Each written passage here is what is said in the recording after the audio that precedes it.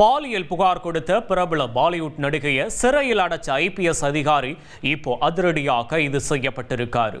ஆட்சி மாற்றத்தால் வெளிவந்த உண்மையின் பகீர் பின்னணி என்ன?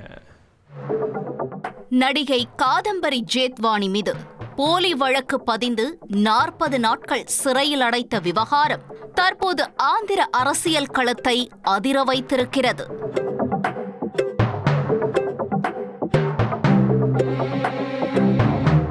நடிகையின் சிறைவாசத்திற்கு காரணமான ஐபிஎஸ் அதிகாரியை போலீசார் அதிரடியாக கைது செய்துள்ளனர். நடிகை காதம்பரி ஜேத்வானி மும்பையைச் சேர்ந்த பிரபல பாலிவுட் நடிகையான இவர் ஹிந்தி, கன்னடம், மலையாளம் உள்ளிட்ட பல மொழி திரைப்படங்களில் நடித்துள்ளார்.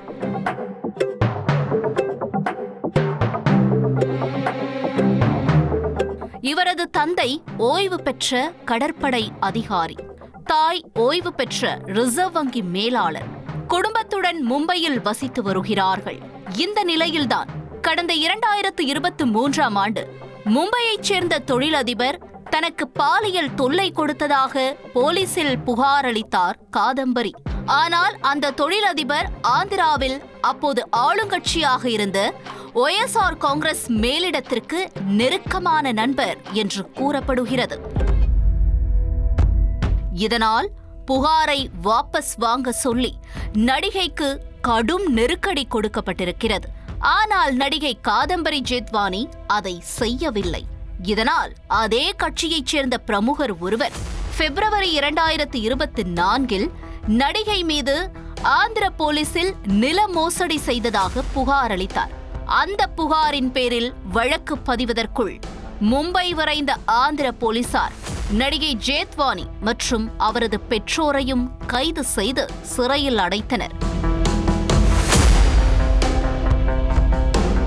42 நாட்கள் சிறையில் இருந்த நடிகை அதன் பிறகு ஜாமீனில் வெளிவந்தார். இதனைத் தொடர்ந்து ஆந்திராவில் ஆட்சி மாற்றம் நடந்து சந்திரபாபு நாயுடு ஆட்சிக்கு வந்த பிறகு காவல் நிலையத்தில் மீண்டும் புகார் அளித்தார் காதம்பரி.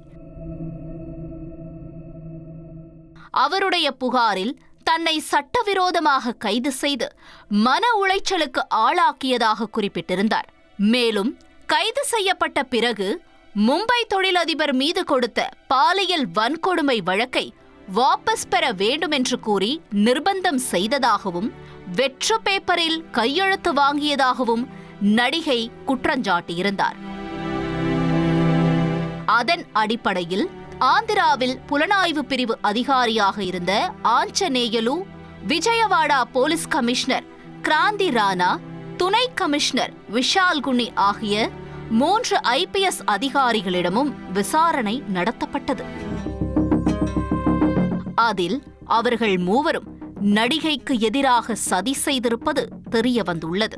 இதனைத் தொடர்ந்து அவசர கைது மற்றும் துன்புறுத்தலில் ஈடுபட்ட 3 மூத்த ஐபிஎஸ் அதிகாரிகளையும் சஸ்பெண்ட் செய்து மாநில அரசு உத்தரவிட்டது.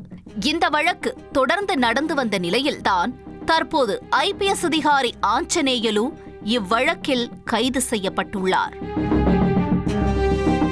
ஹைதராபாத்தில் உள்ள வீட்டில் வைத்தே கைது செய்த போலீசார் அவரை விஜயவாடாவிற்கு அழைத்து சென்று விசாரித்து வருகின்றனர். அதில்தான் பல திடுக்கிடும் உண்மைகள் வெளிவந்துள்ளது. அப்போதைய அரசியல் நிர்பந்தம் காரணமாக நடிகை மீது அவசரகதியில் நிலமோசடி வழக்கு பதிவு செய்ய வாய்மொழியாக விஜயவாடா போலீஸ் கமிஷனர் கிராந்தி ராணாவிற்கு உத்தரவிட்டுள்ளார் ஆஞ்சநேயலு. அதனை சரியாக விசாரிக்காமல் கிராந்தி ராணா துணை கமிஷனர் விஷாலிடம் நடிகை மீது நடவடிக்கை எடுக்கும்படி கேட்டுக்கொண்டுள்ளார். இதனால் ஆந்திர போலீஸ் அதிகாரிகள் மும்பைக்கு செல்ல விமான டிக்கெட் முன்பதிவு செய்து நடிகையை கைது செய்ததும் தெரிய வந்திருக்கிறது. இதனைத் தொடர்ந்து இந்த வழக்கில் வேறெந்தெந்த அரசியல் பிரபலங்களின் தலையீடு உள்ளது என்று ஆஞ்சநேயலுவிடம் விசாரணை நடந்து வருகிறது.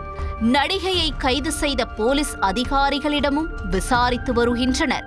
முழு விசாரணைக்கு பிறகே நடிகையின் வழக்கில் மறைந்துள்ள மர்மங்கள் விலகும். செய்திகளை உடனுக்குடன் தெரிந்து கொள்ள உடனே சப்ஸ்கிரைப் பண்ணுங்க.